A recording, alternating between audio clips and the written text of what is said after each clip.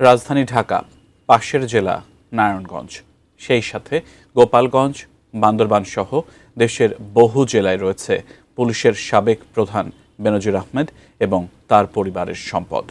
এরই মধ্যে যার একটি বড় অংশের সন্ধান আদালতকে দিয়েছে দুর্নীতি দমন কমিশন দুদক। জব্দ হয়েছে তার ও তার পরিবারের বহু স্থাবর অস্থাবর সম্পদ। এই যে 1000-2000 লোক টোকায় নিয়ে আসবো আমরা।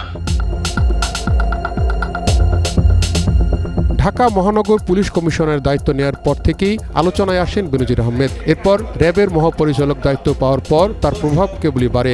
হয়ে যান আইজিপি। ক্ষমতার দাপটে ধরাকে সরাজ্ঞান করার প্রবণতা দেখা যায় তার মধ্যে। কোনো ধরনের কোনো ফাঁক ফকর ব্যবহার করতে, অপবাদ ব্যবহার করতে সুযোগ না পায়। ব্যাপক দুর্নীতির অভিযোগ উঠলে 2024 সালের এপ্রিল মাসে তার বিরুদ্ধে অনুসন্ধানে নামে দুদক। 5 আগস্ট আওয়ামী লীগ সরকারের পতন ঘটলে গতি আসে অনুসন্ধানে। দুদক জানতে পারে গোপালগঞ্জ সদর উপজেলায় তিনি গড়েছিলেন 600 বিঘার বেশি জমিতে Savanna Eco Research and Natural Park. পরে আদালত সেই পার্কটি জব্দের নির্দেশ দেয়।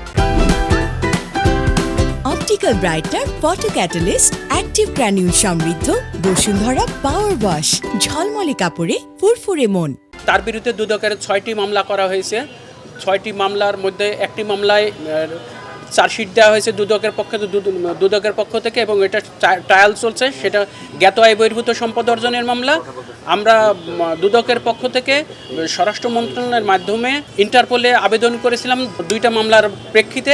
মামলা দুটি, একটা পাসপোর্ট জালিয়াতির মামলা আর একটি জ্ঞাত আয় বহির্ভূত সম্পদ অর্জনের মামলা। জ্ঞাত আয় বহির্ভূত সম্পদ অর্জনের একটা মামলায় চার্জশিট দেওয়া হয়েছে, আপনাদের ইতিমধ্যে বলেছি, সেটা ট্রায়াল চলছে।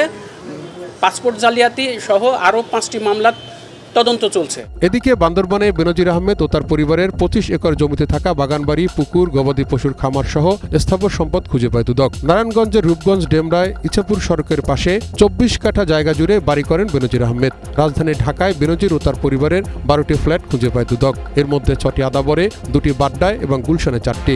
এসব ফ্ল্যাট জব্দ থাকলেও রিসিভার নিয়োগ হয়নি। তার বিরুদ্ধে পাসপোর্ট জালিয়াতির অভিযোগেও মামলা হয়েছে। সাবেক আইজিপি বেনজির আহমেদ বিভিন্ন সময়ে পাসপোর্ট সরকারি কর্মকর্তা হওয়া সত্ত্বেও তিনি সরকারি পাসপোর্ট ব্যবহার না করে জালিয়াতি করে পাসপোর্ট, বেসরকারি সাধারণ ব্যক্তি হিসেবে পাসপোর্ট গ্রহণ করেছেন।